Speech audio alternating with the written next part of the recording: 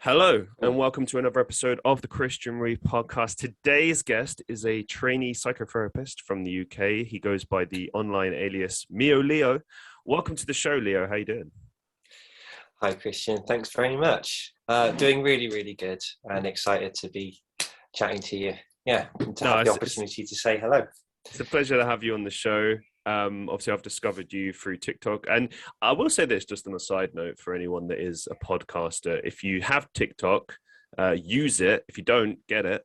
It's a great resource for just finding people in general, I think. And I found quite a few guests that I've been able to luckily interview. And, to be honest, I was thinking about having you on the show for some time. And then I was kind of thinking, and I know how this will sound because I sometimes talk about how on the podcast I go through like transitionary periods, and Sure. There'll be a few episodes, and this was one as well, where I don't have like loads and loads of info to go on.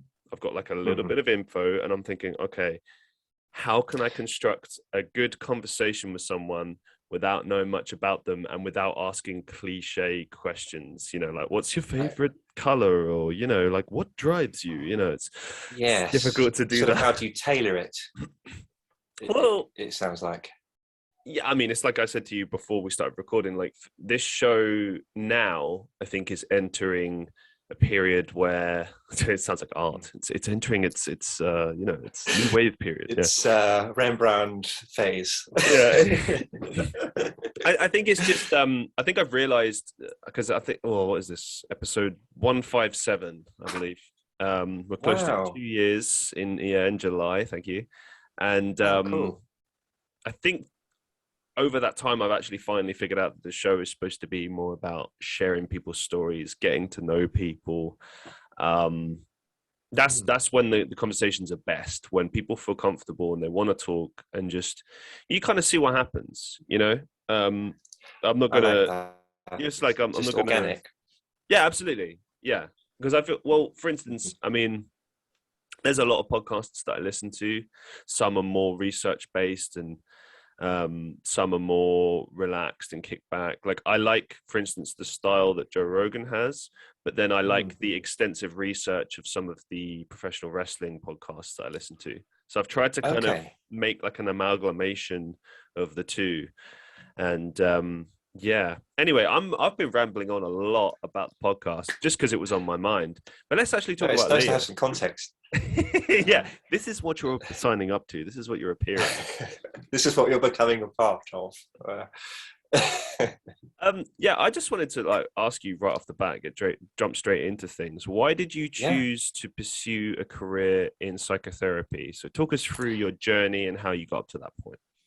Yeah, well, so gosh, it's a long story, that one, but I think perfect that so really it starts with my life experience, of course, which was that I think I've shared relatively openly on my TikTok about having a bit of a personal background of some trauma, some emotional difficulty, a little bit of emotional neglect, just some difficult stuff. And I think that environment, although it was difficult, I really like Jung's basic premise that he says that in a sense, every single person, every child is waiting for a crisis to give their life meaning, which is a really nice positive spin on the idea that something disastrous is just a disaster. What if it also offers opportunity? So I think the opportunity that it presented me was a sense, being interested in my own experience, because, becoming hypervigilant, becoming very, very aware of your own difficult emotions gets you a little bit versed in being interested in that, and I think what bounced off of that was being interested in philosophy, the meaning of life, because I'm struggling to kind of grasp a basic sense of what this is all about, right? So anxiety and that sort of thing driving, trying to grow, basically. And an interest in other people, what makes other people work. And I think that was the main kind of backdrop. And then specific events as I got close to beginning training was my own personal process in therapy. where I think I was quite inspired by the idea that, yes, you can come up with a different framework, a different way of understanding yourself that genuinely does help and can make change. And I thought, I'd love to be able to give that. So, yeah. One thing I'm interested by, because I've heard that a lot of psychotherapists actually do go to therapy. I think I might have even heard that from yourself actually at one point following your work. But, yes. and to me, right, from a logical kind of perspective, it's like, you know, generally speaking in life, I think you can always offer more empathy and be more useful to other people when they're going for a specific situation if you've been through it too, because you kind of know how to navigate it. So logically, you know, if you're going to be a therapist, it kind of makes sense that you've, you know, dealt with things yourself, and therefore you're able to better speak on it. But what do you make of, you know, maybe therapists that have not experienced any trauma or issues? Like, can they really, do you think, realistically help people in the same way, more so or less so? Like, what's your thoughts on that? Well, I think that, let's say, an emotional availability, you know, an empathic sort of attitude, an enthusiasm, a desire, an attitude to try to relate to the other person, I think is a quality that doesn't necessarily require a tragic backstory, for example. You know, so there is a correlation between all of the famous psychoanalysts, Jung, Freud, and so on, Klein, all of them have had some troubling accounts, and it's so varied. And I think the fact that it's so varied indicates that I don't think any one person on this earth can genuinely go through life without some experience, something impacting them and influencing their behavior and their perception. And, you know, I don't think it necessarily needs to be called big T trauma as a label to be a worthwhile experience. So I think if you've got a good account of your own experience, a good awareness of your own experience, and an interest in others, in the meaning of life, in trying to figure out, well, being interested in relationship, I think all sorts of backgrounds of people are suitable for that kind of work, I think. While you were speaking, I was kind of thinking about, and you didn't come out and say it exactly, but, you know, I think it's obviously a big part of the job, as it is with any situation where you're trying to relate to people, is just, you know, offering empathy. You know, I remember my first and only ever experience in therapy, which put me off for life. And since then, people are like, oh, no, it's an anomaly. Oh, no, it was just a one-off, blah, blah, blah. They try to convince me. I'm like, I'm too stubborn anyway. It's like, I'll deal with stuff myself and whatever, right? I was at university. I was having a really bad time of it. And again, like I said, I'm very stubborn. So I'm totally against ever getting help unless I'm like so unbelievably desperate. And I won't go into the details of why, but I was having a tough situation. And so I thought I would use the services at the university. And I waited for about half an hour, maybe 45 minutes, finally got into this room. I wasn't signed up or anything, but, you know, I had an option to actually talk to someone. So I did. I walk into this room and I sit, and I bear in mind, I'm a person that never cries. Okay. Like there have been some funerals that I've been to a lot of funerals. There's been a few where there was one point I remember I was about 16, 17 and I was like, is there something wrong with me? Like I can't, you know, but as I'm older, I find myself getting more emotional at things. Sometimes I have to like be like, stop crying, you baby. But there's nothing wrong with showing emotion. I will just say that now. It's just my own thing. No, that's your own self-narrative. Yeah, but back then I was a bit more like, no, can't cry. Men don't cry. All that BS. Yeah, to try to sort of turn it into a feeling of it being a virtue. Almost, or a strong quality, something like that. Men don't cry as a sort of. Do you know? It wasn't even that. No, it was that I'd been taught that through various male role models in the year, and I've also had the opposite. You know, but I guess, you know, bad experiences at school, bad experiences in different situations, work situations. I don't know, over time, and also it's a generational thing as well. A lot of the people I'm meeting were like 20, 30 years older than me. And that has an impression. And, you know, you have to always think about whatever influences you, say from older people, they've been influenced by people older than them, and the world was different then. That's the thing. You know? Intergenerational experience is a fascinating area, and hugely important, I think. You know, if you hear the phrase intergenerational trauma, so, you know, and if we bear in mind the war generation was only 2 generations ago, that I think I made a video about this not long ago, which is basically about, you know, this cataclysm, I think, that runs through the underbelly, I think, of sort of grin and bear it culture and emotional retentiveness. We're not very open or articulate about our vulnerabilities in general, especially men, I think. And yeah, and I think I can see that if you can trace that thread through previous generations, you know. It makes sense to me, because it's like there were different requirements of people in those times, but at the same time, you know, when people say things like, oh, it was wrong that people had to live this way and had to feel this way, etc., I agree with them. But I just think it's like we're constantly working on ourselves. We're constantly, even now, you know, people will say, oh, it's the best it's ever been as far as people being able to talk and talk out. I disagree. I think that while it is good to have these conversations, it's interesting, say as a man, being able to talk about these things and not be ridiculed for it. At the same time, and I've said this before on the show and in other contexts, that there's a big difference between, oh, I do a live stream and I talk about how I feel and people are like, oh, wow, versus, say, working in a workplace, or, you know what I mean? Like, I can count, even in more recent years, where I've been in certain work situations and I've had to, I mean, I think it speaks to being an adult as well. It's not really to do with gender or anything like that. It's like controlling your emotion in professional settings is very important, because if you don't, you lose your power in that situation and people call you unprofessional. But, you know, you're not a robot. That's the thing. I agree with that. Yeah. And people I've had on the show before have kind of said as much. Like, I had a business owner on the show not too long ago, and he said that a lot of the time he would start his morning meetings just by asking everyone how they were.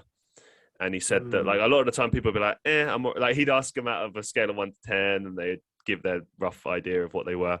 And then this one time, one of his members of staff just said, well, I'm a 0 today. And then he was like, oh my God, like, tell us what's wrong. And she explained all this terrible stuff that was going on. And then he said, well, okay, what can we do to help with this situation? How can we help you to be where you need to be? So there are examples of where, from a professional setting or whatever, mental health and things like that are taken seriously. But I still feel like in many cases it's something that can and will be used against you, you know. I think it, I mean, there's so many variables in this. I mean, it always takes 2 to tango. Absolutely. So there's a responsibility on the sharer, and there is a responsibility on the listener. So it's like in the work culture, there may be a very noble intention to be receptive and to be, you know, promoting and advocating of mental health. But what about if you're coming into contact with a person that's got, some serious stuff going on that desperately needs containing, and this person in turn has misrepresented the workplace as the receptive other that's going to hear them and sort it out? It's like, I think it's a good thing to be boundary, to go, well, here's the extent to which we can look after you, but this sounds like something that needs a little bit further intention, and we'd love to encourage you to find the space. But I think it can get mucky when, let's say, the workplace institution, the people involved presume to be infinitely available without actually having that skill set, the responsibility, the ethics to let someone process their stuff in the right place. That's how I'd put it. I remember seeing a TikTok video, maybe it was like a long form one, so it's a couple of minutes long, maybe about a year and a half ago. And it was a girl who was sitting there with her friend, calling up her workplace to let them know that she was having another, like a mental health day, like a bad day. Yeah, I need to be off. I'm sick, Right. I need a mental health day, whatever. Lovely. Yeah. And the person at the other end's response is exactly what I've been referring to, and I've spoken about on the show before, of toxic workplace. And it was amazing, the 360 shift that happened during the phone call. So she badgers this girl and says, oh, well, I can't remember her name. Let's say her name's Catherine. Oh, well, Catherine, it's not acceptable, really, is it? I mean, you've been sick 3 times now, and, it's unacceptable. And she's like, did you not listen to what I said? I'm having bad mental health time of it, and this is not helping. Right? Yeah. And she just keeps going on and on and on. And then let's say the other name's Deborah. She's probably a Deborah. She says, well, Deborah, I quit then. I quit. And she's like, and then it's amazing because the person on the phone's like, oh no, well, let's not be hasty. No, come on now. And then she's suddenly trying to backtrack, and she's like, no, I don't want this job. I don't need this job. Like, I don't need this kind of harassment. I'm having a bad mental health day. Got you. And it was amazing.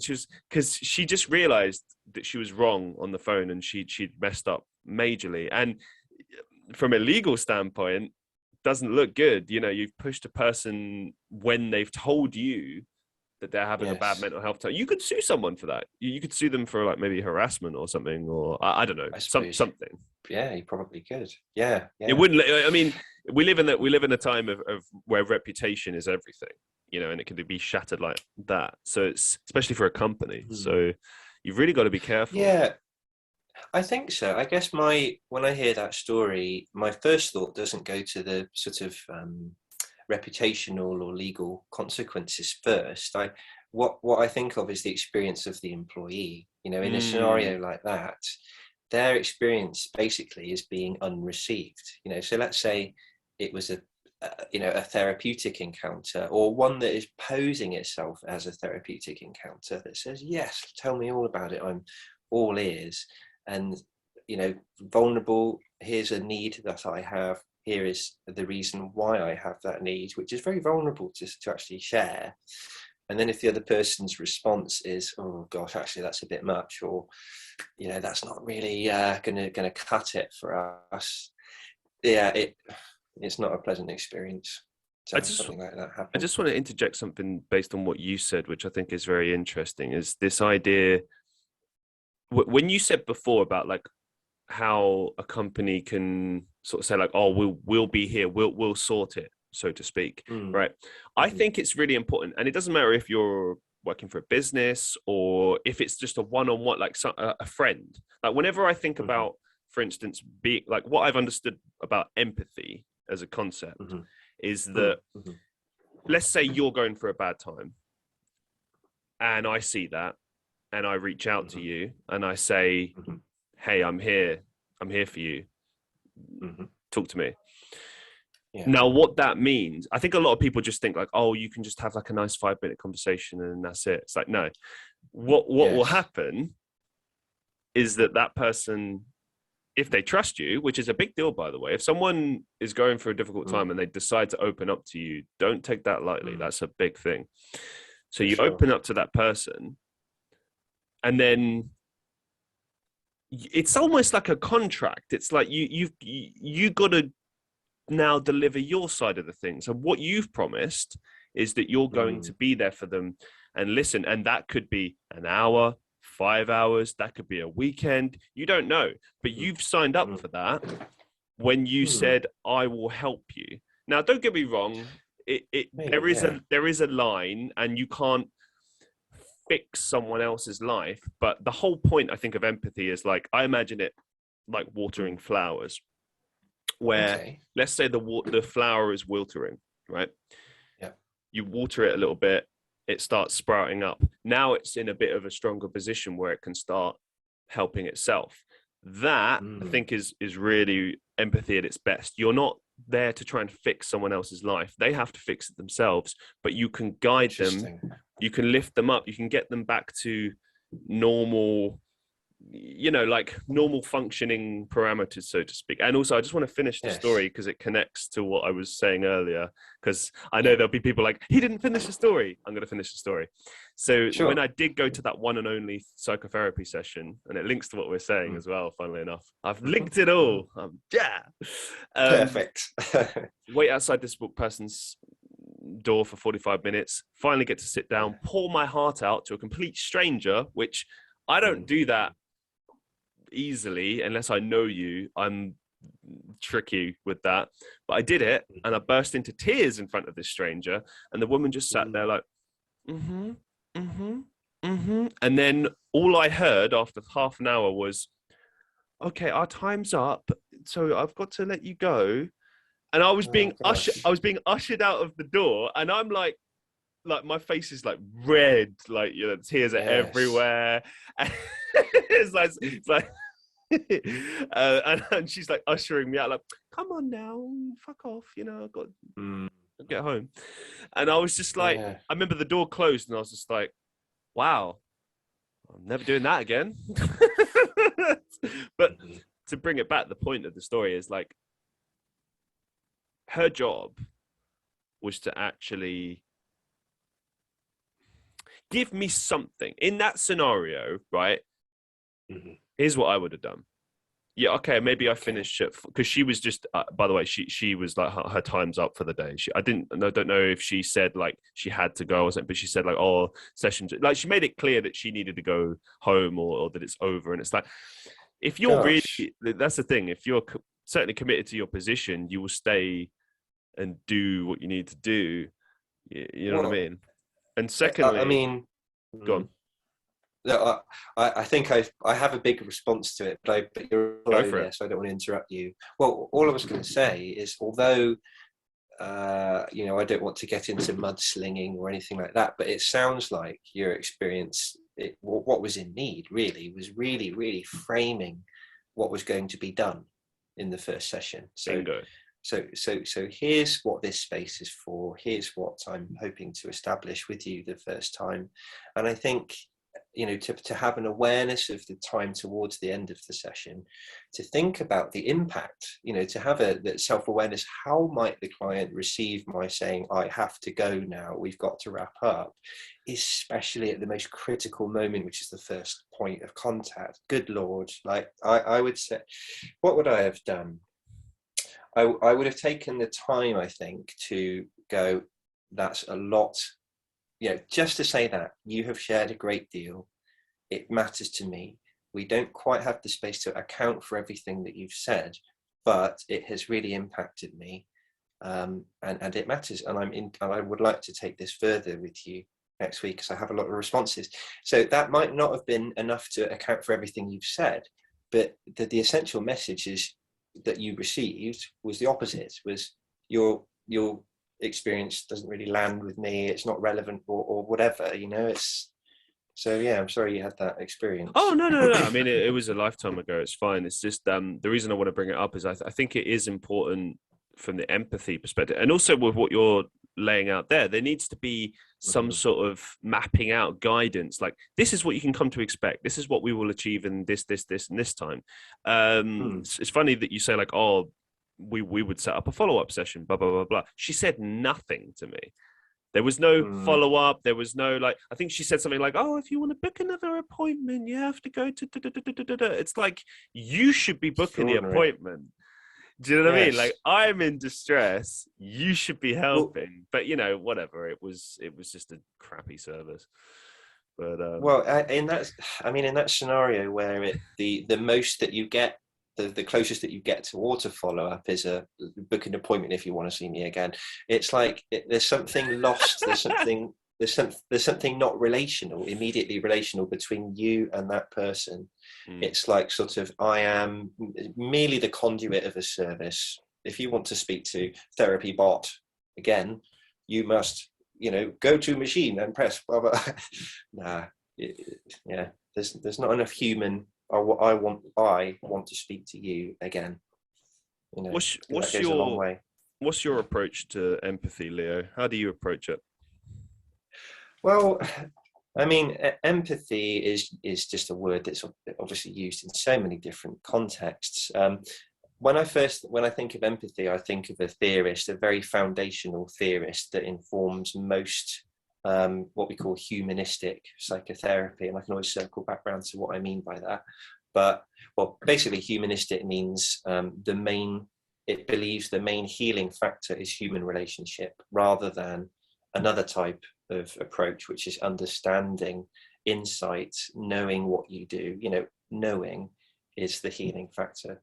So, and I think you need a bit of both. But anyway, I digress. So empathy. So Carl Rogers has this theory, basically, that in order for a person to grow, you need three qualities. You need the therapist or the person listening to show what's called unconditional positive regard. So a choice of attitude to love, appreciate the wholeness of this person, regardless of what they bring or do, and to try and foster that within yourself. Then the second quality is what's called congruence, basically genuineness, to have the way that you behave and the way that you express yourself to actually match your inner experience. And that's rather than any kind of contrivance or pretense. So attempting to be as genuine as possible. And then the last quality is empathy. So, and what Carl Rogers kind of said about empathy was, you need to try to reach in to feel and understand and see the experience of the other person as closely as possible, but never so much to lose your own sense of self. So you have to sort of have a sense of, I am the person, I am experiencing this person's experience, sort of. So like he called it the as if quality. So you need a little hook, a little line attached to your ship to get there, because otherwise you sort of merge and then you don't have a sense of relationship if you lose your own self by zooming in and getting. So let's say like you felt all of their anxiety and you really felt it without the I am feeling this with purpose, and then you're just in the same boat as them. So, and I think one more thing I'd say about empathy, people often say, oh, if you do it right, you can really know and experience the other person's experience. But I don't know, I'm a little bit of a cynic on that. I think you can't experience someone else's experience. How could you possibly know? How could you possibly say, oh, I know what you mean, I know how you feel? I think it's categorically impossible to say, because you've only got your own separate frame of reference, your own response, your own subjectivity to react with. So I'd say you can only experience another person's experiencing and have your own response to that, I think. Empathy's been something that I've been learning a lot about over the last 5 to 6 years, I would say. And even in the last year, I thought I had it kind of like totally figured out. But then something happened recently, which kind of totally reframed the way I look at it. So I was under the impression that you're supposed to sit and say things like, oh, I understand you, I know how you feel. And do you know what? I think that is genuine if you have gone through a similar experience. I think your wording has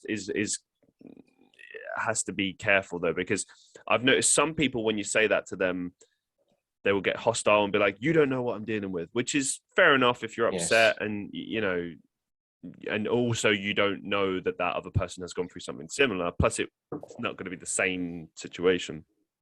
Secondly, sometimes you get people that will receive that well and will be like, oh, okay, tell me about your experience. But at the end of the day, I agree with your point. I think that's not really what empathy is about. And I go to the example I gave recently where I was talking to someone and they kind of point blank turned around to me and just said, I need you to validate what I'm saying, like validate my feelings. Don't give me like, because I'll admit this about myself. I'm flawed in this manner, and my nan is the same with similar people, very practical people. So if you talk to me, my natural inclination is to try to give you advice. Obviously, not in like I would never turn around and be like, "Well, your life is screwed, and this is what you need to do." Like it would be kind of like,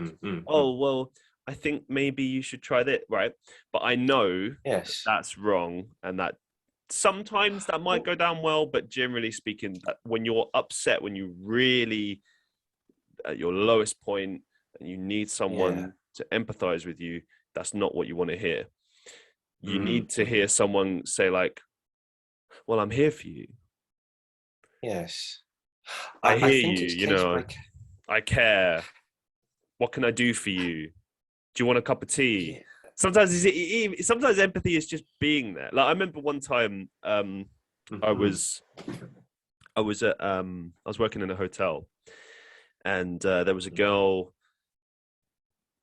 crying about her boyfriend, and it was in the staff room. I could see people staring and stuff, and I was kind of shocked that no one had really gone up to her and just, you know, because everyone knew her and liked her. She was a sweetheart, you know, really sociable, but no one was like going up to her and trying to help. And I didn't know her that well, to be honest. Like we went to uni together, but we didn't really know each other.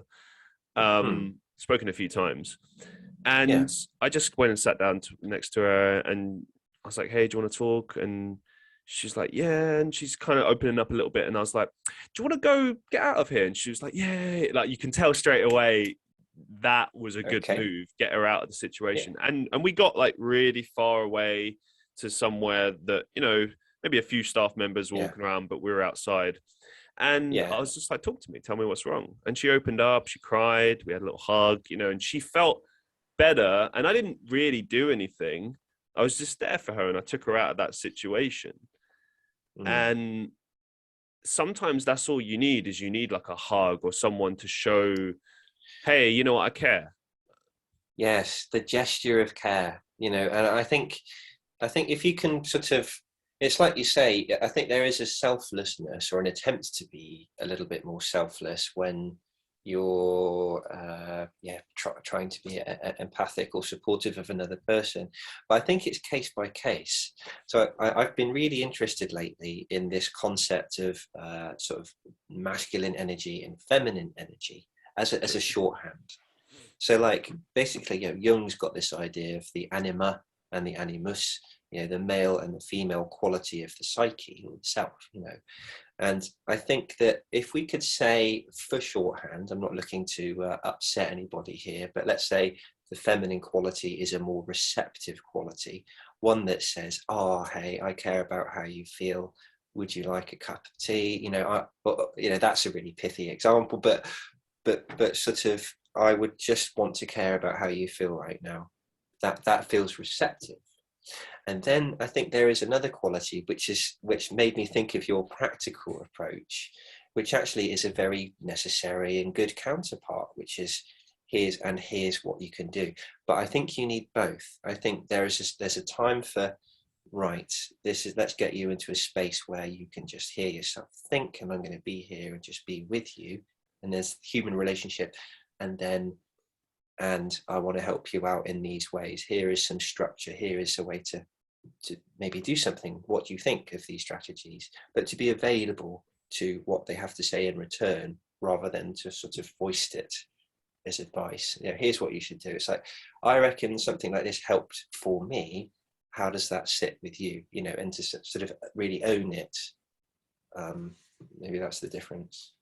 I think that when you're at your lowest point and you need help, you need empathy, the last thing you want is for someone to start not only giving advice or telling you what you should do or shouldn't do or blah, blah, blah, blah. But they want to be in control of the situation. They don't feel in control of the situation. And therefore, if you come in almost like a bull in a china shop, trying to take over and be like, you should do this, you should do that, you're taking away their power, and they feel powerless in the situation anyway. And the one thing I've noticed, and I've been much more respectful of nowadays, is to let people lead and let people ask. If someone turns around to me and says, after me listening, says, well, what would you do? What do you recommend? Then I'll say something. I try my best to keep my advice to myself. Sometimes I'll add it in if I feel it's appropriate, like I feel like maybe that's what they're looking for, but I try to err on the side of caution and not do that. And I'll give another example that's not quite the same thing, but it will illustrate my point about showing respect. So I met a new person today through the other day through one of my housemates, and really nice guy, great guy. He's unfortunately going through a situation with his now ex-partner, and it sounds a bit like sad, and and I remember the second time we were there, sitting there, second time we met, it's the first time we met him, and we were all sitting and drinking, and it was one of those situations where him and his friend were already talking about it. We come and sit down, and then we hear this, and in my head, about 1,000 different thoughts are going through my head. It's like, I could say this, I could say this, I could offer this. And then I'm just, the whole time I'm thinking, keep your mouth shut. You don't know this person. They haven't asked you. I think that there is a certain thing about, knowing someone for a while and then maybe, like, for example, let's say I became better friends with that person or whatever, and then that person turned around to me and said, oh, Chris, this is what I'm going through, what do you think? I would see that as like an invite in, like, okay, the relationship has now grown and this is what is happening now, but the point I'm trying to make with this is that you got to always show respect to people and let them, if someone has a challenge or a problem, they need to lead that. And you have no business trying to come in and take control. I get that. I really like that. I mean, it makes me think about ultimately what's your role. What, as a friend, what is the role that you, as you've been saying, is the context, the premise for the relationship to be a supportive one, but there's different types of friends as well. There's a really great what's it called? There's a really great series on YouTube, which is just loads of cool mental health videos. It's like really nice animations. School of Life. So the School of Life series, there's one great video that's about how there's different types of friends. And it's like, there's the practical one that's good at talking about finances and commerce and networking, right? And then there's the fun one that's just a bit of a wally and likes to sort of just be a kid. Then there's the receptive, emotional, wants to talk about personal process and growth and that kind of thing. And I think it's like knowing the format of your relationship, No, I agree with you. I think there's a lot of truth to that. And I think it also explains why it's a bit unfair sometimes to expect. I mean, it's unfair to expect perfection from anyone because it doesn't exist. But for example, you'll hear me occasionally say things like, well, this is a flaw of mine. I'm like this, I'm like that. I'm very happy to turn around and talk about my flaws, but I've accepted the type of person I am. Like, I always work on myself, but there are plenty of flaws. And the way I look at it is, this is just the type of human being I am. And it's okay to have those flaws because, for example, I can be maybe that goofy guy. For example, I can be that goofy, funny, happy guy, but I can't be that guy all the time because I'm actually quite a emotional, sensitive being. If I'm going through something, probably you won't see me. Or for instance, I really struggle keeping emotions in. Like, if I'm angry, it's written on my face. If I'm upset, it's on my face. Like, I can't pretend not to be, or just be like, yeah, I'm great, everything's great. And I know that there are people that can do that, and that's amazing, but we're all different. And I think you have to kind of accept people as they are and take the positives and the negatives and everything. And you know, the only time you ever call people out is when they're just doing like genuinely reprehensible stuff. Then, yes, you know, you really call them out. But well, maybe it's possible for us to draw a distinction between a supportive relationship and a therapeutic relationship. Maybe that's the difference, because I think, you know, because I don't want to say, you know, there's this type of friend, there's this type of friends, this type of friends. I'm not saying stay in your lane. But, no, but I think you're right though. Like, not every friend has to be like, I hear sometimes people say like, oh, they weren't there for me, blah, blah, blah. It's like, have you ever thought that like certain friends don't have that ability to be there for you in that way? And it's not because they don't care, it's because they just don't know what to say. Like there's been times when, that's the thing, I've had situations where someone has reached out to me and they're going through something really hard, and I don't know what to say or do. And actually it's a perfectly valid response to say you don't know what to say. You know, it's the tone in which you say it. There's a way of saying, I care about what's going on for you. I don't know exactly how to help, but I would like to. I care about your experience. Right, exactly. That, I mean, how powerful is that? Like to be able to just say that. I think that's more important, to be honest, than actually knowing is to show you that you care. Because it's amazing how, like, when you go through a dark time sometimes, and then you do reach out, and suddenly all those people that said they were going to be there for you aren't there for you. You know, it's like, oh, okay, I see how it is. Yeah, I think you're right. I think it means a great deal more to have that sort of integrity and honesty, to be able to say, I know if I quite have the space right now with stuff going on. I want to be there with you, but, you know, to sort of say, I'm not going to pretend to be available in this way when I can't. You know, I'm going to say, here's my boundary, here's my space. Because I was just going to say, because then it leaves the person that needs help, then it allows them to find the right place. You know, it's like, right, then in which case maybe let's go into something more professional, get something for myself, you know, seek the support, know where I can go to get it. I don't know. I agree. Let's shift the conversation forward and talk a little bit more about your experiences as a trainee psychotherapist. How long have you actually got to go before you become fully licensed? Well, it is a 7-year process in total, and I'm about 5.5 years through now. So I'm now into the exciting final stage where my official sort of contact hours will be ending, you know, with the actual taught aspect, and then I'm out into the academic wilderness where I've got to write a great big 10,000 word dissertation. It's big for me. I know that's not a lot for some. And a big case study, but that's going to be hard. Have I understood correctly as well, though, that you have actually had clients as part of this training? Is that right? Very much so, yeah. And I think although it started off with a sense of sort of training wheels, I'm just gonna let's just see what experience I can get. I think that I feel a lot more confident at the moment in my practice, and it feels very.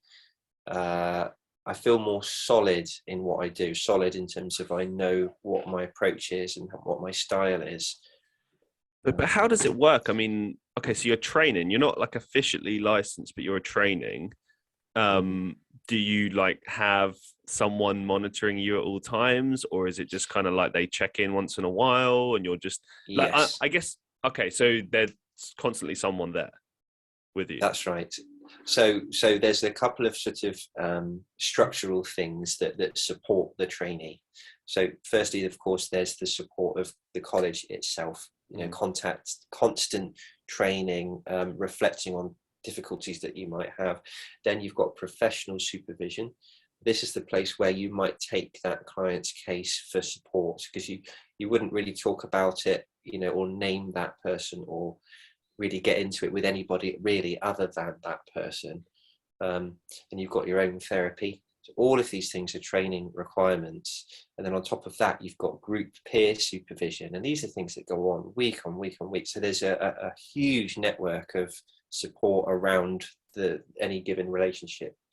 Okay. So that's, and the last thing is being a member of a body. So in this case, UKCP, UK Counselling and Psychotherapy Institution, is what being a member of that as a trainee with professional indemnity insurance and all of that sort of stuff is what allows you to go ahead with professional practice while you're training. So what are your main goals with regards to being a psychotherapist? Like, what do you want to hope to achieve? Well, that's interesting, because I think where I've started off was, at the very beginning of the training, the position I was in was, there was something of a panic. Like, let's go further back a little bit. There was a sense of panic right after uni, because I was quite a lost individual, quite a sort of depressed individual, but still with this narrative, I must, in order to make life to be good, to make life okay, I have to get on. I have to become something. Just pick something. Don't dally. So there was a real sense of anxiety to do that. And I had a go at being a teacher, believe it or not. So I didn't go all the way through. I only did like a couple of months before I thought, you know what, oh my God. And what did you I'm teach? really glad. It was going to be secondary school history. I knew it. But you'd be a great teacher, though. That's the thing. I know. Well, maybe. Well, I can see you with the brogues and the waistcoat and the. Why, yes. Welcome to secondary history. Yes. Interwar British politics. You'd love it. Don't pretend like 40. You wouldn't. No. I would have, I think, but a couple of things that held me back, and I'm trying to keep in mind the question I was answering originally, sure. But I will circle back. But the little history teacher caveat, I've got that feedback from people before. Your demeanor, the way you speak, whatever, lends to the are you a teacher? I get on my TikTok lives all the time. No. Not, but the thing that stopped me was the idea that I would be having to teach essentially the same thing each time, again and again, and make these lovely relationships with people, with students, and getting a bond with folks, and then they move on, and the next draft, and I stay still, and they move through. And I think I found school to be quite a traumatic place in the end, full of expectation, full of, you've got to be, a bright elite, you've got to prove yourself or whatever, very, very harsh conditioning. And I think that there was something about being close to that in hindsight that felt really uncomfortable. And I think that, there was something of a rush in it. I tried to do my research. I tried to speak to teachers, do my shadowing, get a sense that, yes, I can do it. But as soon as the huge stack of training, folders, organizational stuff, my adult depressed mind just couldn't handle it. I thought, I do not want this enough to put up with this for the next year. Like, they cram a PGCE into a year, and it deserves so much more time. And I thought, I do not have the stress threshold to handle this. And I'm really, really happy that I left. When you did that, when you made that decision, obviously you were depressed at the time. Yeah. I mean, how did you feel? I mean, I imagine it must have been a relief, but were you scared? Did you wonder, like, what the hell am I going to do? Like, where was your head at? Absolutely, yeah. There was a definitely sense of bottoming out, like the world.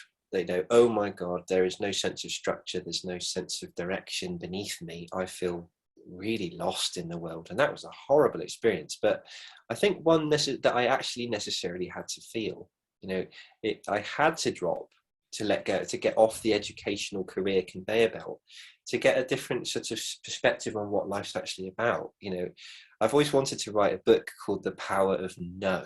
There's this book called The Power of Now. I want to do a little tongue-in-cheek twist, because it's like the impact of a no sometimes can be so positive. I agree. To say no to something.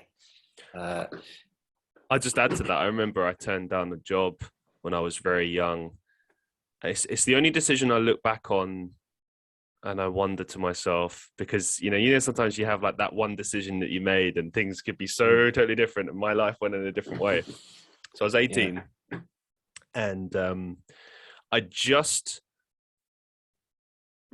okay, so there was this like big opportunity to get this job through a family member, like a relative of a relative of a relative, that kind of thing. And the job was for like a big finance company, like, big deal, right?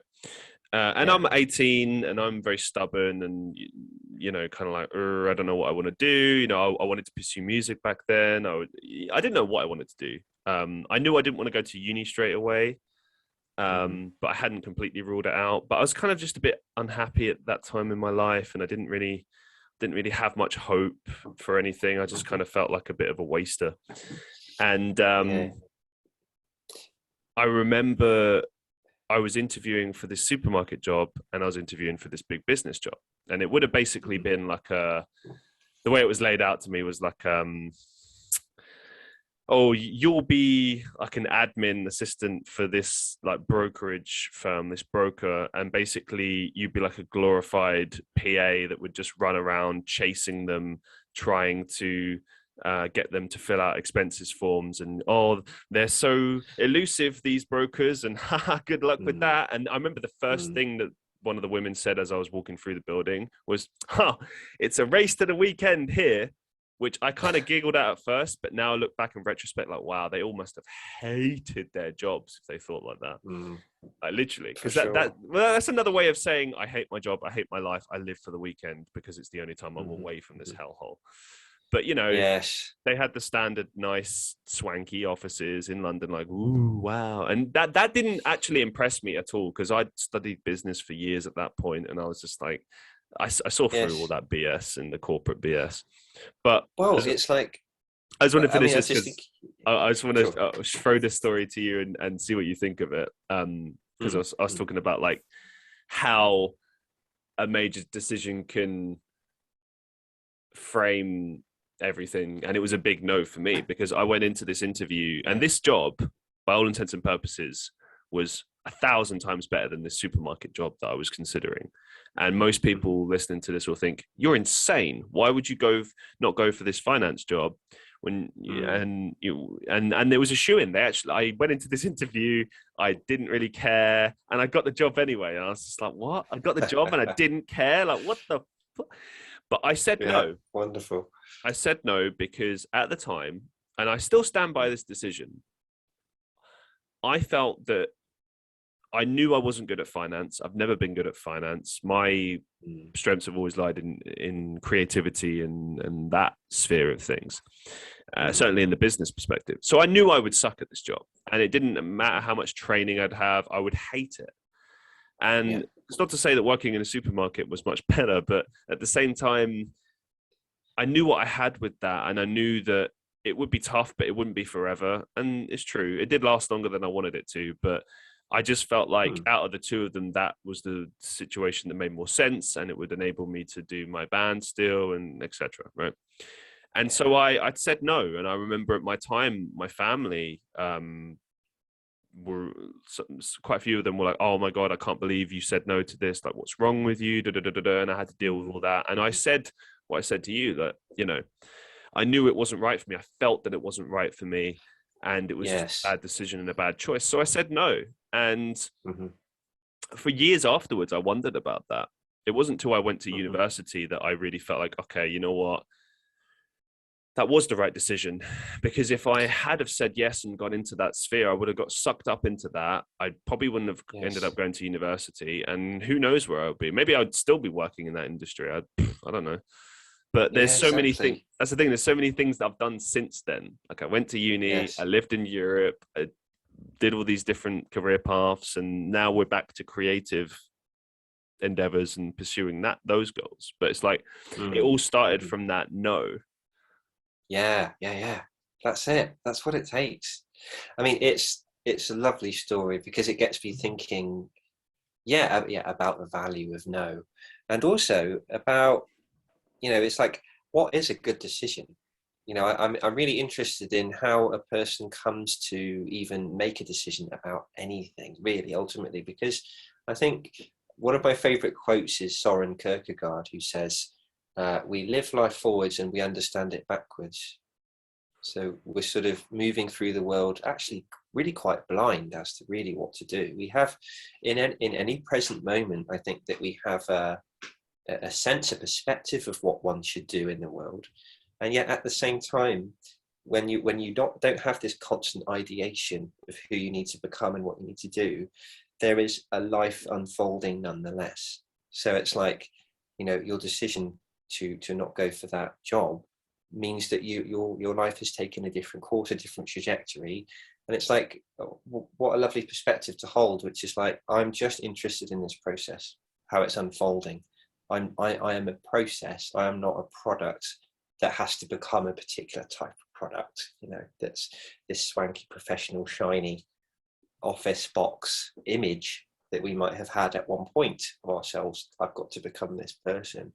And I found that, because just to circle back around to your first question, which was what do I intend to do will be as a therapist, I realized I didn't actually answer that. So I fell into working in a crappy sales job, an awful builder's merchant, this place that made fun of me because of the way I spoke. Like, I had fallen utterly from the high heights of sort of private school and all this stuff that messed up and meant, wow, how on earth am I here? And I'm so glad that I got there, because it's like, when you read a story, any story of an adventure story, when you've finished reading the whole thing, each individual thing that happened makes sense as a whole. So I think it is always an error, in a sense, to say, oh, I did that wrong, I should never have done that. What is the function of regret other than to get us into a place where we can't feel happy about ourselves? And what's the point of that?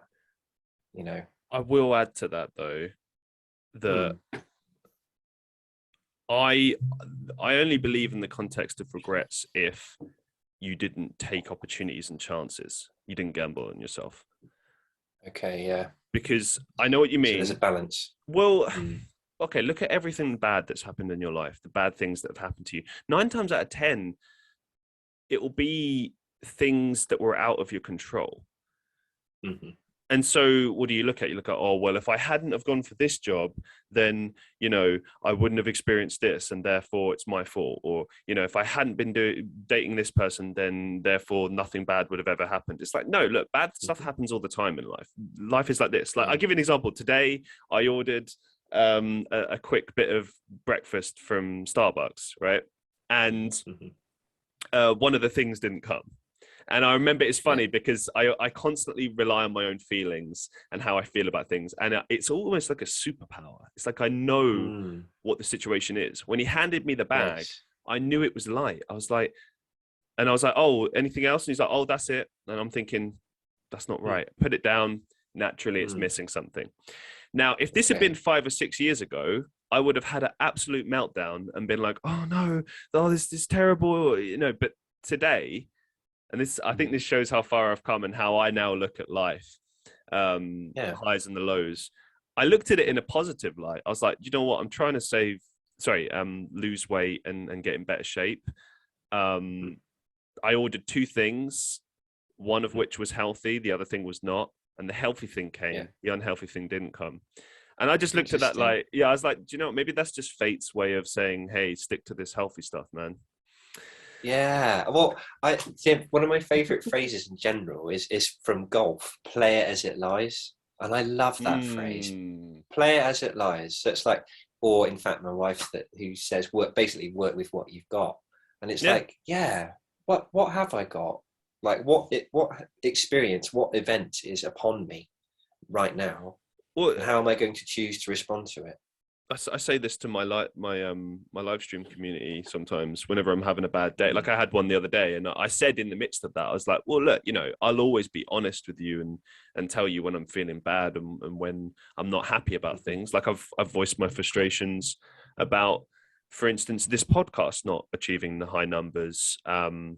despite me doing it for nearly 2 years. Or, you know, when I got big on my main TikTok account and I thought, oh, this is the beginning of something amazing, and then it stagnated and now it's dead. And, you know, or for instance, me failing my goal last year of getting to 1,000 subscribers on YouTube, or me trying to grow my following on Instagram. Like, it's relentless. Yes. But at the same time, there are always good things happening whilst there are disappointing things happening. And it's like, you have to try and force yourself to focus on the good stuff.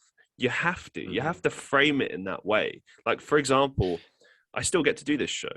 I love doing this show. When it comes to the acting goals that I'm working towards, I'm now getting paid to do that. I'm not where I want to be, but I'm certainly much closer than I was when I first started, you know. And it's constantly moving forward. It's constantly pursuing your goals. Even if you're not living the life you want to live, what are you doing in your life right now to try and get to where you want to be? And also, what's going right in your life? There's always good things going on. For sure. And I'd love to add to that inversely is that, you know, like some folks, for some people, you know, that really get on and have a get on culture in themselves, and actually a get on expectation of themselves, let's say a workaholic, that in a broad sense, yeah, me too. But so in a broad sense, what the getting on with it, so what is it that ultimately needs to be gotten on with? So if one can suffer from one's workaholism, from one's get up and go, from that drive, you know, what is it that's informing it? Is it I've got to get somewhere because where I am is not okay? Then the work of that person, the getting on with it, needs to take a different form.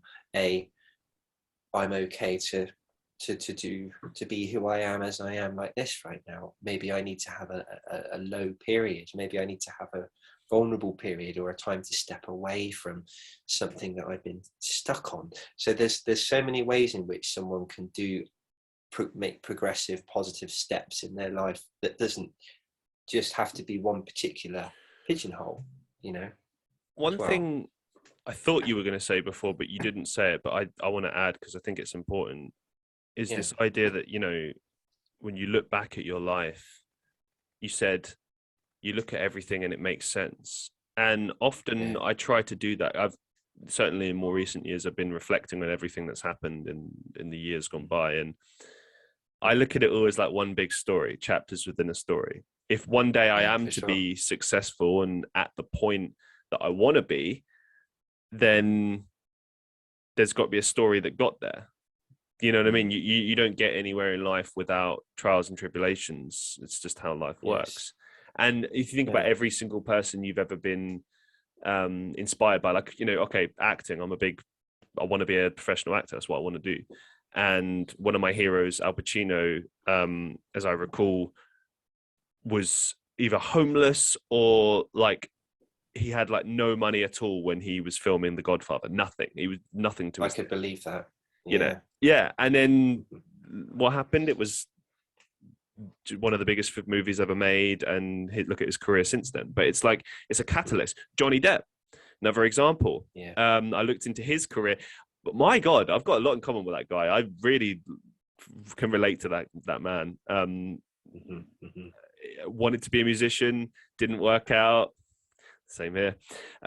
He spent a considerable amount of time homeless, and then through a friend who recommended acting to him, he got into it. That was exactly the same as how it was for me. Someone at work a few years back had suggested an acting role, and I'd never even thought about acting ever as a concept. I was like, oh, sure, why not? That'd be fun. And then I did it, and I loved it. I fell in love with it. And that's great. I think it's the story, isn't it? It's the story of you, and the story of you. The whole thing. Yeah, it has to have twists and turns to get to the good stuff. Exactly. And let's say, you know, I'm particularly interested in this topic because I have always suffered. I think it's been a source of great low self-esteem or depression at times when I'm holding myself to a standard that I can never reach. It's sort of like like chasing the pink dragon, as it's called, like constantly chasing this. Well, in the sense of what an addict might do, where it's a phrase within that addict culture, where chasing the pink dragon, always trying to catch the elusive thing that you can't, or the carrot on the stick, trying to become self-improvement, make myself better, get my career going, get this, get that. And I think the more that becomes a preoccupation, the more I think it detracts from I like who I am right now, or I like who I am becoming. I like the process of living in whatever mysterious, nebulous way that it is. It's like, if you can't sort of stand where you are and go, I'm flawed, I haven't experienced as though I'm not where I want to be, I feel a bit lost. But can you love that about yourself? That's the question. Can you? Because the irony is that if you're able to generally enjoy the process that you're on, the ship that you're on, however ideal you may think it is or isn't, you're more likely to produce and become the sort of person that achieves these things anyway. One thing I've started thinking about a lot with regards to this is that anytime there's a bad moment, that can potentially be a story. Because as you know, like, I love telling stories. I love telling stories on the show. I love telling stories on live streams, in conversations. It's part of life. It's what we do. It's how we connect. We tell stories. We laugh about the bad times in our life, and it's fun, and it makes you more engaging and interesting and real, I think, in some cases. Absolutely. About a week ago, it was my birthday, and we were walking around. Happy birthday. Thank you. And we were walking around Manchester city centre, and we just finished a meal, and we just, we would, should we go do karaoke? Yeah, sure, why not? That'll be a laugh. Yeah. And we go outside this place. It was maybe 7 p.m, maybe a bit early, but it's Thursday night. There could be some karaoke on, maybe. It looked open. The door was open, and there's a car outside with a grumpy looking guy. Still don't know what his problem is, but I'll get to him. So we're kind of like, all three of us, like three stooges, not really knowing what we're doing. Like, who's going in first? After you. Like, we don't know what we're doing. But we're all thinking about the concept of maybe going in there and just having a little, we've had a few drinks by this point. We're like, oh, this would be fun. Yeah. And as we're deciding and not really paying attention, this guy is like, oh, what are you doing? Can't you see it's closed? And we all just look at the door, which is quite clearly open, and we're just like, yes. And look back at him, and he's like, oh, it's closed. You can't go in. Fucking hell, mate. And then just like bolsts towards us and then walks through the door annoyed. And we all just look at each other like, what the fuck? And then we walk away, right? And we're all just laughing about it, and we look back, and he comes out, he looks at us awkwardly and looks away and just like tries to sort of like hide. And now it's become an in-joke with us. So like, anytime we're talking about anything, and we just be like, hey, so I had, I don't know, eggs for lunch, and you're like, fucking hell, mate. And it just I don't know, it just makes us laugh. That's fantastic. But that's the thing, that was a bad moment. And that could have been like a ruining thing. I could have been like, oh, I really wanted to do karaoke and that was ruined. Or you can just see that as like a really hilarious moment that will always be meme. Well, there's something delightfully absurd in that story. So absurd. It makes me think, it's like any bad moment can be relished. I think Monty Python gets this across very, very well. Like in Life of Brian, in Meaning of Life in particular, where they even make comedy about death. They could even make death funny. So like, the guy that's running along the cliff, and he's going to go over, and then he's chosen, like, this man who's chosen his own manner of death, and then there's all the ladies topless, like with their crash helmets, chasing him. And there's something so wonderfully like, life's random as heck. Like, so you've got this guy that goes, oh, fucking hell, like crashes through, hilarious, or that in the end, like when there's a huge disaster, I don't know, in the end, I just find it absolutely hilarious. Just, not there was a tsunami. Hilarious. Well, no, it's not. I mean, no, I want to draw a distinction between No, I knew what caring. you meant. You I know, knew what you meant. I just found it yeah, funny. yeah, Out of yeah. context, it just That's it. sounds hilarious. Death, destruction, Yes, very funny, hilarious. Laugh it yeah. up. But it's like, after all of the tragedy, all of the human tragedy, all of the care, all of the everything, there is an even bigger grand narrative, which is like, look at the folly of human experience, of tragedy, of how we all behave, how random is this bizarre thing that we call consciousness, where there's death here and this there. It's mental out there. And I really enjoy that. It's a bit like a coping mechanism, though, isn't it? Like mocking, like even mocking the taboo things, mocking death. I mean, death is not funny, but death is, we all share it. It's a big part of life. Yes. Why can't you joke about it? I mean, why not laugh about the ridiculousness of life? I mean, life is ridiculous. Yeah. If life were a comedy, life would just be the most ridiculous out there comedy you've ever seen. It'd just be some wacky stuff on Channel 4, and you're just looking at it like, what the fuck is this shit? What? What? For sure. Is it funny? I guess it's funny. What? Yeah. I mean, I think it's like, it's possible for life to be an object of ridicule whilst also being respectful of it. I think that there's a way to be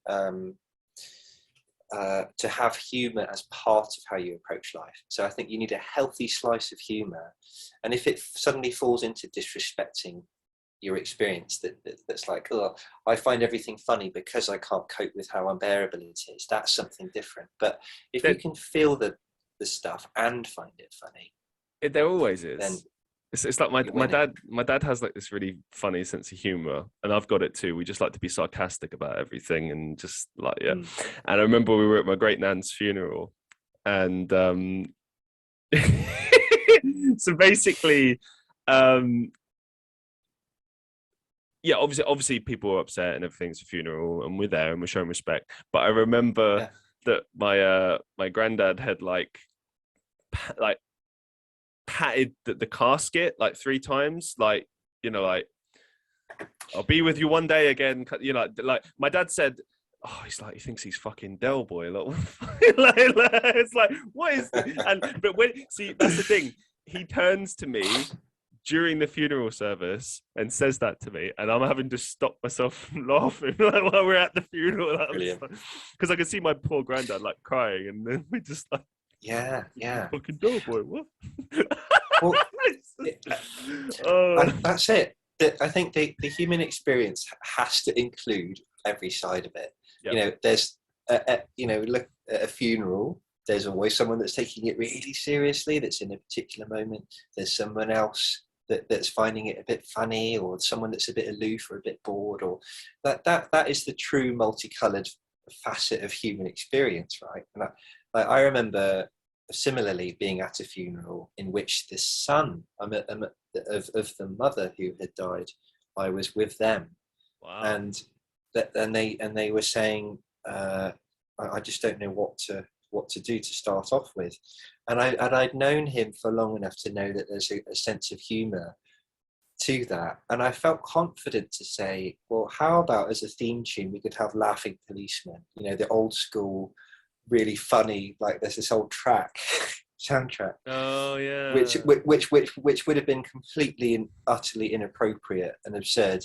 And yet he said the laugh that I got out of that, it was you said it to me with such respect, and yet it tickled me so much. Like when I was doing my speech, I was really nervous about sort of giving this heartfelt speech, and then remembering every now and again the Laughing Policeman gives you that little bit of bearing to go that it's not just utter tragedy in death. Well, it's perspective, isn't it? I mean, I think I personally believe death is not the end. It's a transition, if you like. And I think the only time I've ever really been upset with death is when it's too soon for someone. Like I remember going to someone's funeral when I was like 17. It was actually kind of beautiful. There was someone that went to our sixth form, and he had a disease called muscular dystrophy.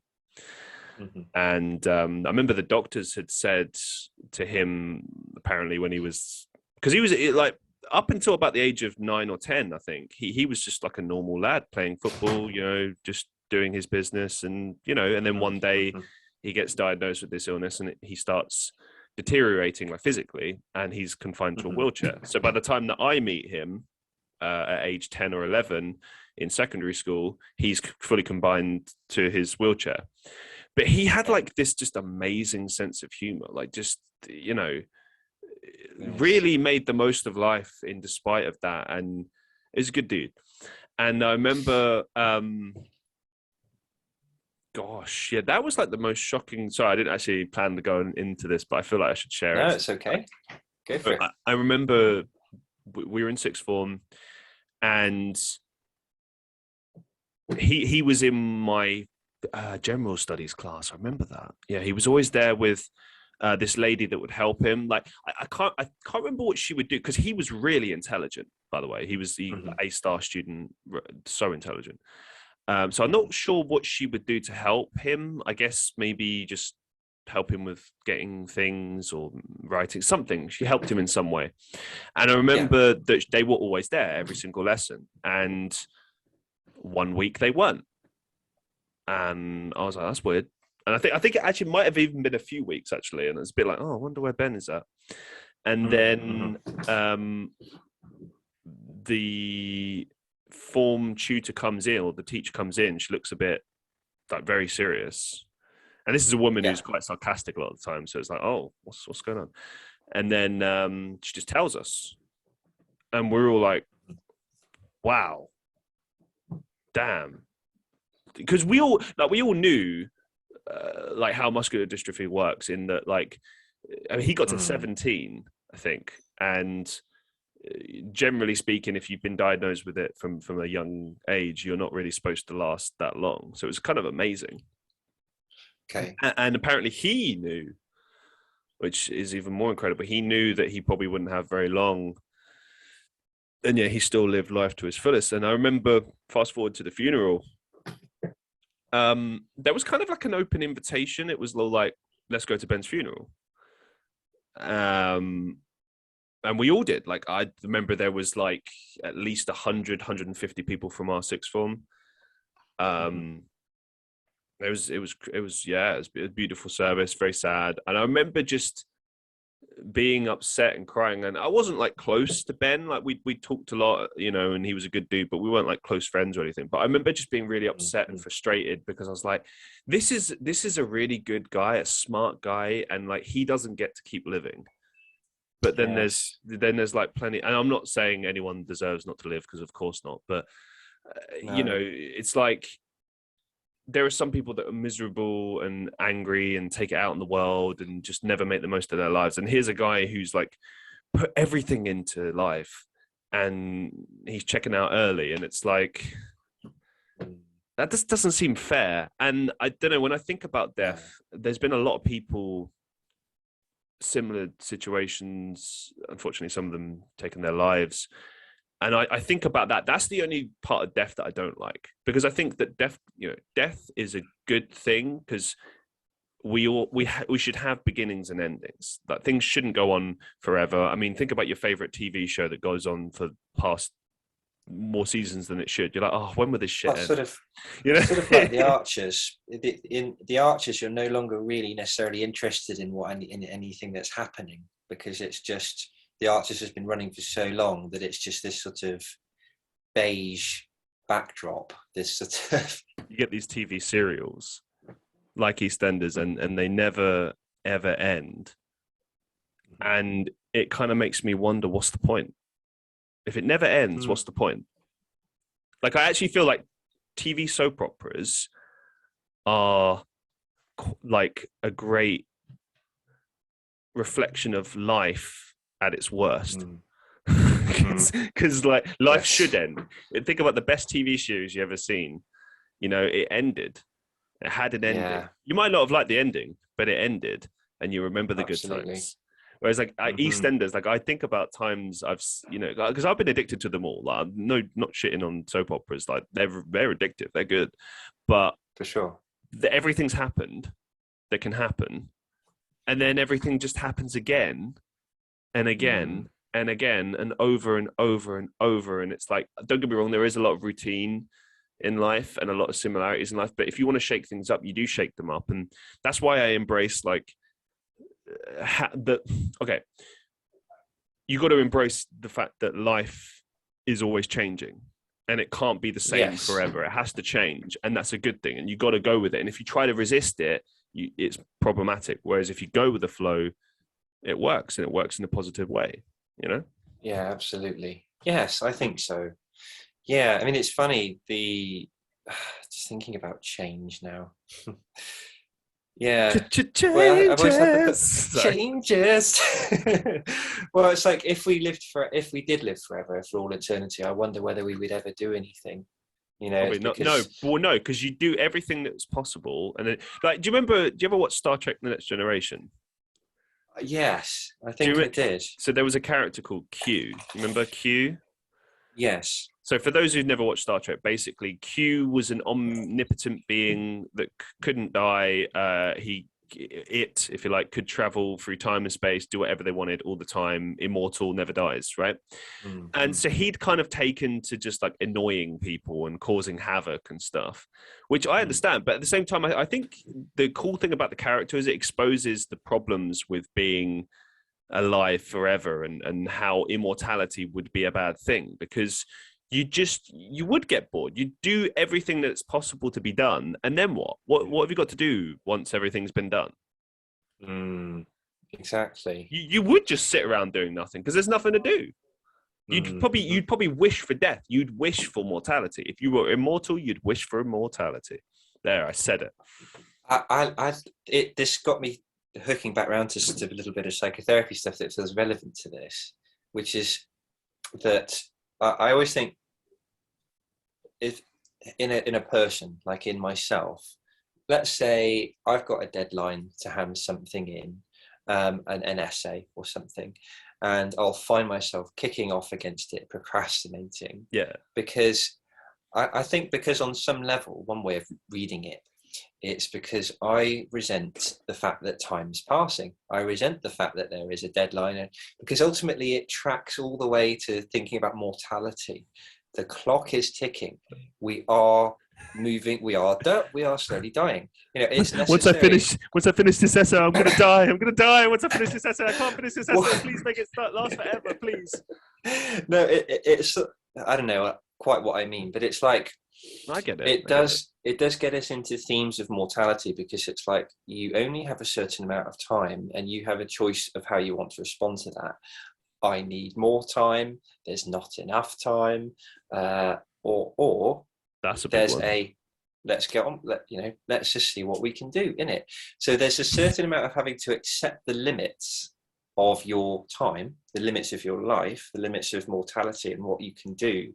Once you're able to come to terms with that, I think that is one stage of maturity that we can reach, which is like, right, I have a real healthy awareness of my mortality, of my limited time in this world.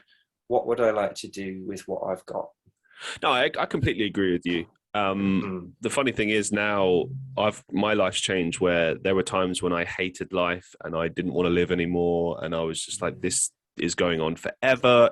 Time seemed to drag on so much. That expression, time flies when you're having fun, that's true, because when it sucks, oh my God, does it drag on.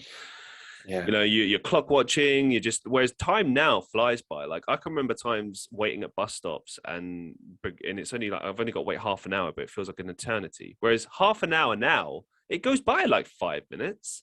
Absolutely. Like, and I find myself constantly thinking like, where does the time go? I don't have enough time to do all the things I need to do, because it just flies by. But so much of that, I think, is a perspective.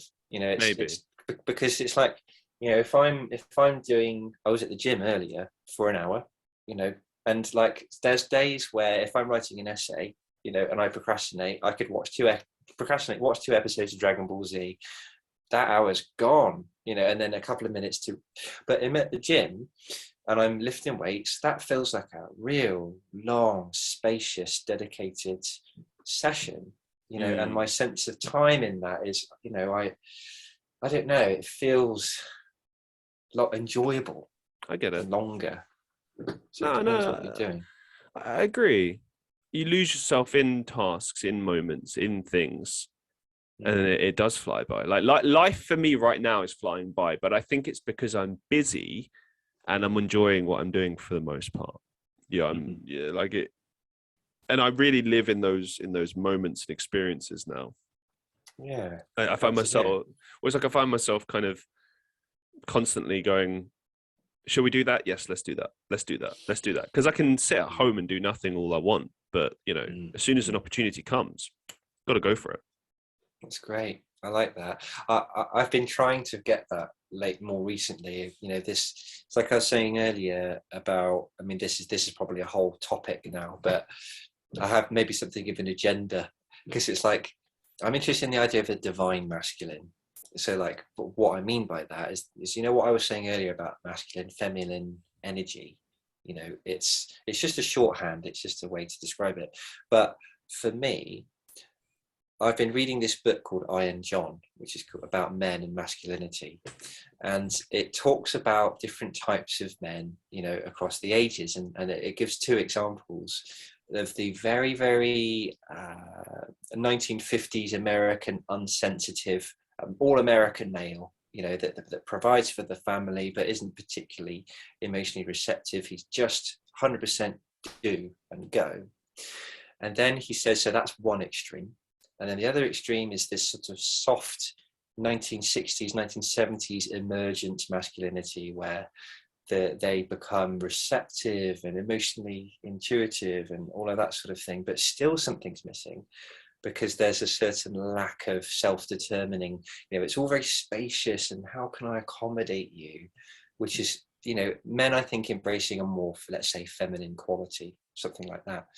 And this book talks about, the reclaiming of a divine masculine. So, when you look out in culture now, how many times when you think of how maleness and masculinity is described, how many times can you think toxic masculinity straight away, patriarchy straight away, incels, red pill movement, Jordan Peterson, like authoritative, is there any account in popular consciousness really that can celebrate maleness or celebrate a male quality, or that can support the idea of a new, who are men to be in this world if we're not to be this or this or this or this or this? What's left, And I think this book, Iron John, talks about the divine feminine. Women are very much, I think, in general, culturally in touch with and very vocal. They've got a real dialogue. Feminism is a big movement, but there's not so much of a masculism, as it were. Like I don't see that much of an equivalent out there.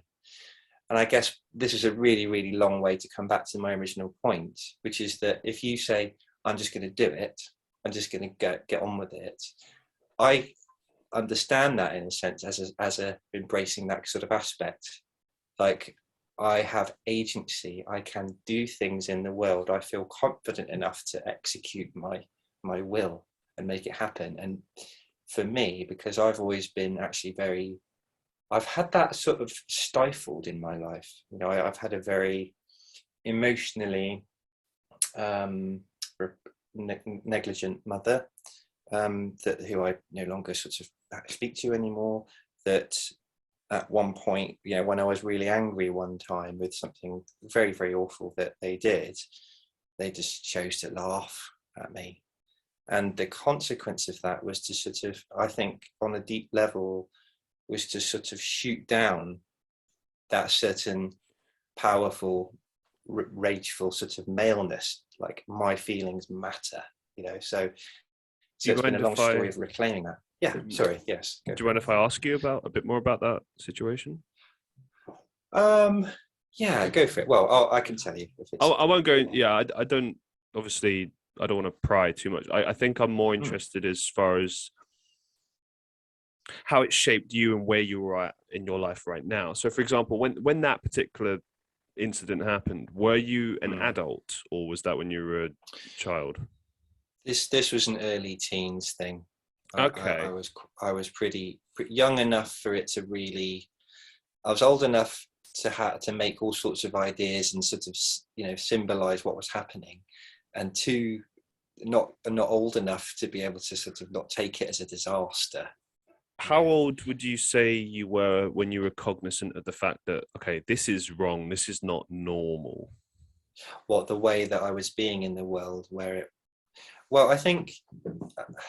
Well, no, I I mean, like, suppose. okay, because like everyone grows up with a different like family situation, Yes. and then you naturally compare yourself to other people's families, or you realize certain things are not okay. Maybe not everyone deals with the same thing. I mean, there's to a certain extent whatever is considered the general norm, let's say, in society. If anything falls outside of that, and then you suddenly realize, oh, okay, this is problematic, this is not normal.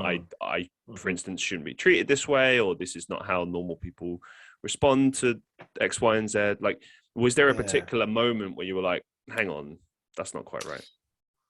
I think at the time, and I think this is actually the nature of trauma, I believe. So I always take the definition of trauma to be this, which is it's not the event itself that causes the trauma. So, for example, a car accident in one scenario, or a long-term scenario of emotional neglect or abuse or something like that. That those are both events in a way. It's not the event itself that is the cause of trauma. I think it is the lack of understanding, the lack of reception after that. So let's say someone has this car accident or thing, they appeal to their caring other, in a sense, to say, hey, this is really awful and upsetting. This has made me angry, or I'm scared of this. I don't know what's happening. I need some support. And when that secondary appeal for support doesn't get met with reception, that's, I think, when trauma can occur, where it's got no place to land, where the experience of something being wrong has to be swallowed, you know, and just put away somewhere before, you know, because it's not safe. It's not an emotion that's helping you to survive in the context that you're growing up in. So it took me a very long time to realize, oh gosh, I've been putting up with a great deal here. And there's a huge delay because of how good I had gotten at normalizing the environment around me. What time did you move out home? What age? I left home actually. Well, it's a bit of a mix up really. So I've moved between different parents' houses and all this sort of thing. Okay. But to say, when did I leave home proper, as in when did I sort of fly the nest, like that? Yeah, so that was just when I went off to uni, basically. You know, I never really quite came back home since. I was 18. Did you feel, let's say, in either during university or maybe in your first kind of years living by yourself thereafter, was there a point where you kind of, how can I put it, decompressed maybe, or maybe just kind of, because I will say this, when I left home, one of the biggest things I realized is that my perception of what I thought the world was completely different. Yes. I was terrified of so many different things, and then in actuality, they're not things to be scared of. Even just silly stuff like paying bills or paying the rent. Like, there is a lot of hassle with that stuff, don't get me wrong, but like, actually those are like the easy things in life. The things that are difficult are like dealing with people and politics, and that's the sort of shizzle that causes problems. But for you, given that you were aware of this, as you said, it was not like a straightforward thing, so I would gather that a lot of your teens was like trying to get through that, ride the wave, and then when you did leave, I imagine that must have been kind of like a relief point, like, okay, I can finally get away from this now. I think so, yeah. But you know what, the decompression you speak of, I think, didn't quite happen till much later.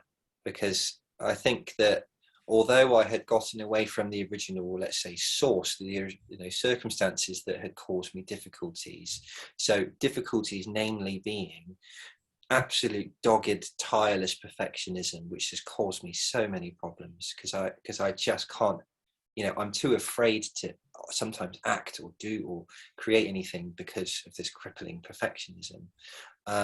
Fear of vulnerability, fear to have my needs met, for example. So I learned to adapt by thinking, well, it's a real virtue of me to be so independent that I won't need to ask anybody to get my needs met. So I'm very, very relentlessly independent.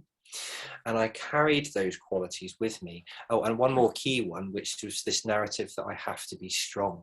So, so trauma for me was a real, the big divorce, big mess, parent, the whole thing.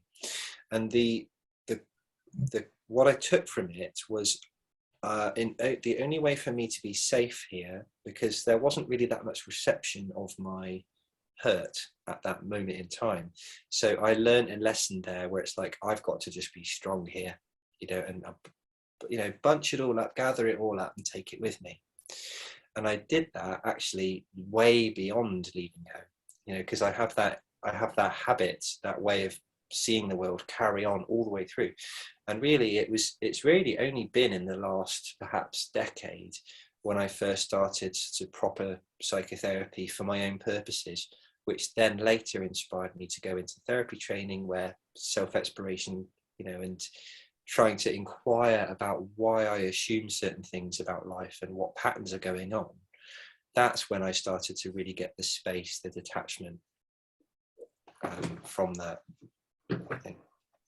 With regards to your decision to have like an online presence, like, for instance, I've noticed, you don't use your real name, which I understood. I just figured like, okay, you just want to keep it separate from psychotherapy and stuff like that. But to be fair, there are a lot of people in serious professions, even psychotherapy, that are online and sometimes even offer advice and whatever via these platforms.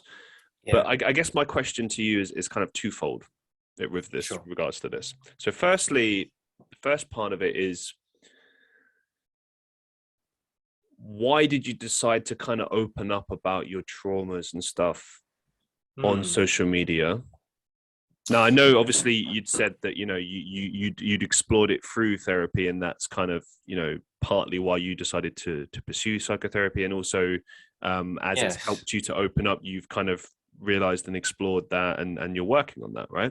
Yeah, for sure. So that's one part of it. And then the second part of it is just in general, what was the goal? I mean, when you look through your content, it's kind of like a mixture of humorous content. Now, you have a great sense of humor, you're a funny guy, you're stylish, you've got a lot of cool interests, you're a fun guy. And when I look at all the people that follow you and what you do and stuff, and I've hopped in your lives and stuff, it's similar to what I do, in the sense that that sense of interaction with people weighs on your mind just as it does on mine, as far as like being, sometimes people will message you and be like, this video got me through something, and it's, and when you start receiving messages but like that, by the way, it really weighs on you, and you're like, oh wow, okay, this is having a profound impact.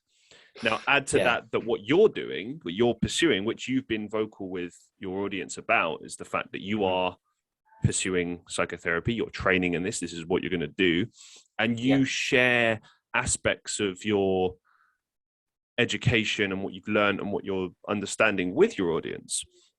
So I guess framing that whole question into one big thing, what was the behind the decision to go online and do this, and what is, I suppose, your goal with this, what you're trying to achieve by doing this? I think I have to start with my own selfish motives, I think, to start with. So I'm trying to be fully transparent on this one, because I'm thinking back to the pandemic. The time when I first discovered TikTok was a time when I was absolutely at my most isolated. Actually, I was on furlough, so I had all the time in the world, indefinite time. I thought, gosh, I can really feel the vacuum, the absence of others. And I think I wanted to start off with, I didn't really know what I wanted to use TikTok for per se. I thought I'll just play some banjo on here, I'll do some silly impressions and tell some jokes. And then I started to get a following. I started to do a couple of lives where I talked about what I did, and people were really engaged. And I thought, gosh, this is actually, maybe this can be an outlet for lots of different things. And I've always said to people that my type of content is what I call wholesome nonsense. So my objective really is to entertain, to educate, and to inform. Not, and I really, really stress this, not to be therapeutic per se. If it's incidentally therapeutic, that my talking about what I struggle with, for the sake of championing vulnerability, to say, hey, you know what, like we so rarely get an experience of what life is in fact like for a person, someone that's interesting to probe into themselves with some depth. There's a way to model for others, hey, here's how I engage with stuff that I struggle with. And I'm not giving advice out exactly, but it's like, if people can riff off of, this guy's, kind of got a good way of engaging with himself. Like, this is somewhat inspiring, or I don't agree with this, let's debate with him, or whatever. Like, it's interesting just to see what responses I get. So I guess I get a lot out of the interaction with the audience. I think it's also a way to really synthesize, to really gather exactly what I think about certain topics. Like, I have a theory about Melanie Klein, or I have a theory about Freud, or here's something that I've learned. How can I make this a deliverable 60-second, or 3-minute video? And I really enjoy, I just enjoy presenting this stuff and seeing what people think. So that's kind of, I don't know what the objective is yet, what the overall goal is. It's just an unfolding, this is enjoyable. But that's kind of how I live, really. Do you think you'll continue producing content online when you eventually receive your, psychotherapist license and stuff? Do you think it will change? Yeah. I don't think it will, I don't think so. I think TikTok seems to be, because it's like, I think I've learned a way to be, boundaried, because I don't want to go on and start offering people therapy. I don't want to start weighing in, bulldozing in with, here's how you deal with mental health, and giving that kind of advice. It's like, especially as a professional, where it's like there is liability to dole out advice, hit left, right, and center. Right. And it's like, I also noticed that some people do this. Some people just say, here's what you should do, here's how I changed, and you can too, like that. That's like, what is this guy's motive, or what's her motive? What's going on here? Well, maybe, but also I need to be seen as someone. I need to be seen as someone that's on top of things, that can be helpful. How is it serving the ego? And I think, well, I don't know, if I can incidentally help people, if it incidentally inspires people, great. But I'm mostly doing this for my own fun. If people want to riff off that, great. Oh, no, I totally get that, and I think you've done a really good job of mediating that, so to speak. I think that you have to be careful in your profession about things like ethics and morals and what's right to tell people. And it shocks me sometimes seeing actual licensed therapists online on these websites giving people advice, and it's like, it's not like you're in the room with these people, and they'll give you like a little brief comment that gives an idea of what they're going through, but not really. Like, you need to sit down and talk to someone for like maybe an hour before you can really gain a fuller perspective.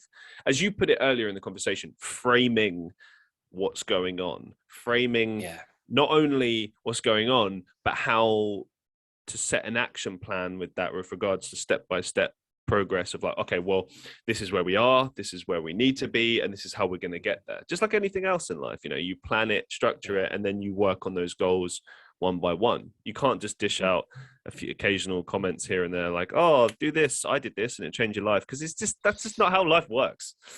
No. I think some of the better therapists, there's a particular chap that I think from he's like German. I think he's called Ben. I can't remember his account exactly, but he does a really good job of sort of saying, here are some typical things that I consider bad advice, and here's why, and here's an alternative. And it feels very considered rather than just soundbite, fire it off, here's what you do. That's not got a shade of doubt to it. Doubt is important. It's almost like it's designed for the algorithm. Interesting. Exactly. Yeah. Play conspiracy theorist. Well, yes. I mean, some people take their sense of responsibility seriously and some people don't, I think. I mean, I always try to look at the things that I say. Like, I give advice sometimes, but that doesn't mean that, like, I think it's like, I'll try to frame it as like, well, this is what I would do, this might not work for you, etc. I always make a point of saying that to people because I think it's important to spell that out, because we're all different. We all approach things in different ways. And I think that's a big aspect of advice in general, is if you're giving advice to someone else, try to give advice for them, not on what works for them. And really, ideally, you need to know them to really be able to give them the right kind of advice that would work for them. Mm-hmm. Or even if it's just to take ownership of the advice that you're giving. Here's what I did, and here's why. Here's my circumstances. Yours might differ, but maybe you can take something from it, and then just sort of, it's very heavily implied that they can choose whether or not to take it. I think so. Yeah. I'm conscious of time. That's fine. Let's move it on. Got a couple more questions for you. Final questions. Okay. Sure. Yeah. What's the best advice you've ever received? The best advice I've been preparing because I know that you asked this question, and the answer, I would say, is to keep close the idea that so what you conclude about life, let's say this is happening, this is what this means, this is what that means, this, my problem is defined like this, defined like that. I think you can get very locked into this assumption, and it's necessary to stay open. So the best advice that I think I could give and receive is to always stay open to the possibility that you do not fully know exactly what's going on. It's necessary to be uncertain in life. Doubt is one of the 3 pillars of Zen wisdom. That doubt is required. Doubt in what something means. So, for example, in the case of trauma. So for me, I've experienced a great deal of trauma that would lead me to conclude that it is a disaster if I don't keep going and keep trying to get ahead and be on the make and make my career work and stuff like that. It's a disaster. That's the conclusion. And if I lose sight of that source when I made that conclusion because of that trauma, because I brushed the trauma under the carpet, brushed my life experience under the carpet, then I'll start to really believe that I really must be this, productive person. There's a little metaphor. So Pippin in Lord of the Rings, he says, why are you heading back to Isengard, when they're on the giant shoulders, on the Treebeard shoulders? Because the closer you are to danger, the further you are from harm. And I believe that this also applies to difficult emotion, difficult experience. If you can keep a hold of trauma or something that has informed the things that you assume about life, about yourself, about what to do and who you are, if you can keep a hold of the source of it, then you have a means to question it. You have awareness to be able to then open it up and go, well, that doesn't have to be the case. So it's necessary, I would say, stay open to what things mean and question oneself. Be humble. I love it. What's the biggest life lesson you've learned so far? Wow. I mean, that's one. Oh gosh, have I peaked? Greatest life lesson. I'm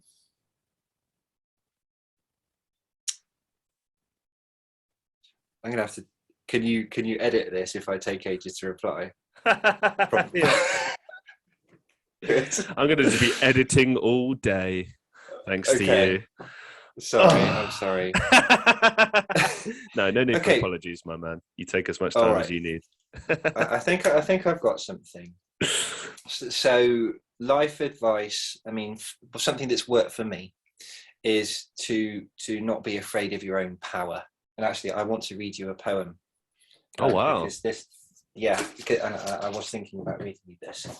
So basically, I've more recently come to this conclusion that, because there's a lot of fear and doubt and disbelief in myself, and I don't take action and don't do much, don't really go outside of my box. I won't write my essays confidently, I'll procrastinate, or I won't make that phone call, or I won't get on with certain things I need to do because I'm reluctant. This part of me wants to stay small and kind of just hunker down and resist. But this poem really was actually given to me by my therapist, and it's meant a lot to me.